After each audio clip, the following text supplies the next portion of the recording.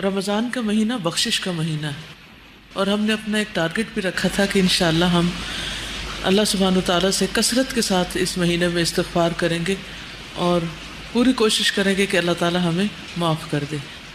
اللہ سبحانہ وتعالیٰ واسع المغفرہ ہے، معاف کرنے کو پسند کرتا ہے۔ اس کا وعدہ ہے کہ جو گناہوں پر شرمندہ ہو کر سچے دل سے توبہ کر لیں وہ انہیں معاف کر دے گا۔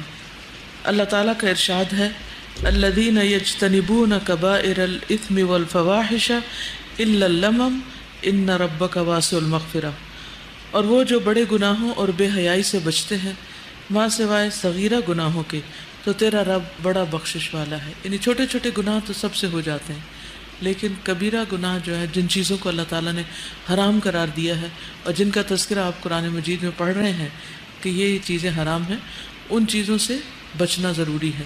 تو جو بڑے گناہوں سے جیسے جوا ہے، شراب ہے، زنا ہے، چوری ہے، ماں باپ کی نافرمانی ہے، شرک ہے، جو ان چیزوں سے بچیں گے تو چھوٹی غلطیوں کو اللہ سبحانہ وتعالیٰ معاف فرما دے گے۔ نبی صلی اللہ علیہ وسلم نے فرمایا ایک رمضان دوسرے رمضان تک اپنے درمیان ہونے والے گناہوں کو مٹا دیتا ہے، یعنی پچھلے 11 مہینوں کے جو گناہ ہیں وہ اس مہینے میں صاف ہو سکتے ہیں، جبکہ کبیرہ گناہوں سے بچا جائے، جیسے جھوٹ، چغلی، غیبت، یہ بھی اسی میں آ جاتے ہیں۔ پھر دن کا روزہ اور رات کا قیام بھی بخشش کا ذریعہ ہے۔ رسول اللہ صلی اللہ علیہ وسلم نے فرمایا جس نے ایمان کے ساتھ اور ثواب کی نیت سے رمضان کے روزے رکھے اس کے گزشتہ سارے گناہ معاف کر دیے جائیں گے۔ روزہ دار مرد اور عورت کے لیے بخشش کا وعدہ ہے۔ والصائمین والصائمات قرآن مجید میں آتا ہے، روزہ رکھنے والے مرد اور روزہ رکھنے والی عورتیں، اور اس آیت کے آخر میں آتا ہے اعد اللہ لہم مغفرۃ واجرا عظیما، کہ اللہ نے ان کے لیے بخشش اور اجر عظیم کا وعدہ کر رکھا ہے۔ جو شخص رمضان پائے اور اس کی مغفرت نہ ہو تو وہ بد نصیب ہے۔ حضرت جابر بن سمرہ سے روایت ہے کہ نبی صلی اللہ علیہ وسلم ممبر پر چڑھے اور فرمایا آمین آمین آمین۔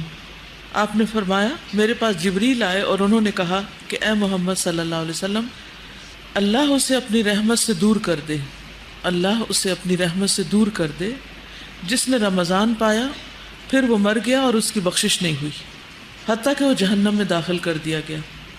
آپ کہیے آمین، تو میں نے کہا آمین۔ تو آپ دیکھیے کہ دعا مانگنے والا کون ہے؟ جبریل، اور آمین کہنے والے کون ہیں؟ محمد صلی اللہ علیہ وسلم۔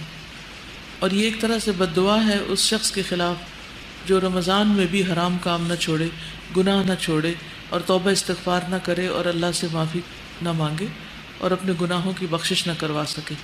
تو اس لیے ہر اس کام سے بچنا چاہیے جس سے اللہ تعالیٰ ناراض ہوتے ہوں۔ پھر سحری کا وقت خاص طور پر استغفار کے لیے بہت مناسب وقت ہے۔ قرآن مجید میں آتا ہے وَبِالْأَسْحَارِ هُمْ يَسْتَغْفِرُونَ، کہ وہ سحری کے وقت استغفار کرتے ہیں۔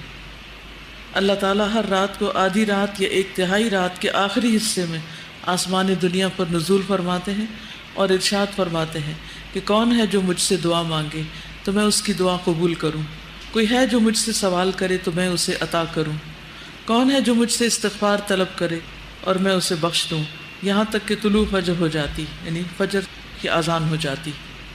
اس کے لیے کرنا کیا چاہیے؟ پہلے سے ہی دعاؤں کی لسٹ بنا کے رکھنی چاہیے۔